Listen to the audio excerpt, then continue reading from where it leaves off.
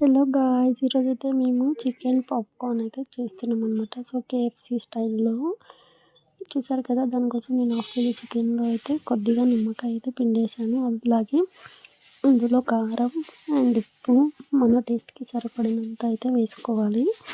చూసారు కదా, నేను కూడా ఫస్ట్ టైం అయితే చేస్తున్నానన్నమాట. సో ఎలా వస్తుందనేది వీడియో ఎండింగ్ వరకు అయితే చూడండి. ఇప్పుడు ఇందులోనే కొద్దిగా సోయా సాస్ అయితే వేసుకోవాలి. సో ఇంట్లో ఉన్న వాటితోనే చాలా సింపుల్గా అయితే నేనైతే వెయిట్ చేస్తున్నాను అనమాట. చూసారు కదా, ఇవన్నీ మంచిగా పట్టే విధంగా కలిపేసుకోవాలి, మసాలా మొత్తం పట్టేటట్టుగా. అండ్ మీరు ఎలా చేస్తారో నాకైతే కమెంట్ బాక్స్లో అయితే కమెంట్ చేయండి. అండ్ ఎలా అనిపించిందో మీకు వీడియో అయితే వీడియోని లైక్ చేసి నాకైతే కమెంట్ చేసి అయితే చెప్పండి. మన ఛానల్ని అయితే సబ్స్క్రైబ్ అయితే చేసేసుకోండి. నెక్స్ట్ ఏ వీడియో కావాలో కూడా చెప్పండి. చూసారు కదా, ఈ విధంగా మనం మసాలాలన్నీ పట్టే విధంగా అయితే మంచిగా అయితే కలుపుకోవాలన్నమాట. చూసారు కదా, ఇప్పుడు దీనిని అయితే మనము కొద్దిసేపు అయితే డీప్ ఫ్రిడ్జ్లో అయితే పెట్టుకోవాలి, ఒక హాఫ్ అన్ అవర్. తర్వాత చూసారు కదా, మైదా పిండిలో అయితే ఈ విధంగా ప్రెస్ చేస్తూ పిండి మొత్తం పట్టేటట్టు చికెన్ పీసెస్కి చూసారు కదా, వీడియోలో చూపించిన విధంగా దీన్ని అయితే మనము నీట్గా అయితే ప్రెస్ చేస్తూ పిండిని అయితే అద్దాలన్నమాట. చూసారు కదా, పక్కన ఇంకొక బౌల్లో అయితే చిల్లు కూల్ వాటర్ అయితే ఉన్నాయన్నమాట. సో ఐస్ క్యూబ్స్ వేసిన వాటర్ అయితే ఉన్నాయి. చూసారు కదా, ఈ విధంగా జస్ట్ అందులో వాటర్లో కూడా మనము జస్ట్ ఒక 2 సెకండ్స్ 10 సెకండ్స్ అయితే పెట్టి మళ్ళీ తీసి ఇదిగో చూసారు కదా, మళ్ళీ ఒకసారి కోటింగ్ ఇచ్చేయాలి పిండితోటైతే. ఈ విధంగా చేస్తూ వీటిని అయితే మనం పక్కనైతే పెట్టేసుకోవాలి. చూసారు కదా, ఈ విధంగా వాటర్లో ఒక 10 సెకండ్స్ అయితే ఉంచి మళ్ళీ పిండిని మనం ఇదిగోండి ఈ విధంగా అయితే కోటింగ్ అయితే చేసుకోవాలన్నమాట, ప్రెస్ చేస్తూ.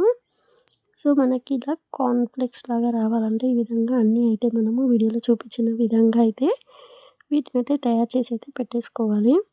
అండ్ ఇప్పుడు ఆయిల్ అయితే హీట్ చేసుకోవాలి మనం. చూసారు కదా, ఇక్కడ ఆయిల్ అయితే హీట్ అయిన తర్వాత మంటనైతే నార్మల్ ఫ్లేమ్లో అయితే పెట్టుకోవాలి, మీడియం ఫ్లేమ్లో పెట్టి వీటిని అయితే మనం ఆయిల్ అయితే వేసి నీట్గా డీప్ ఫ్రై అయితే చేసుకోవాలి.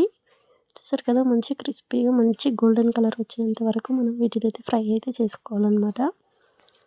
చూసారు కదా, వీడియో ఎలా అనిపించిందో నాకైతే చెప్పండి. టేస్ట్ కూడా ఎలా ఉందో మేమైతే చెప్తాము. చూసారు కదా, గోల్డెన్ కలర్లోకి అయితే మారుతున్నాయి మనకి. హై ఫ్లేమ్లో అయితే పెట్టొద్దు, లో ఫ్లేమ్లో అయితే పెట్టుకోవాలి. చూసారు కదా, ఈ విధంగా మనకి ఫ్రై అవ్వడానికి అయితే ఒక 10-15 మినిట్స్ టైం అయితే పడుతుంది.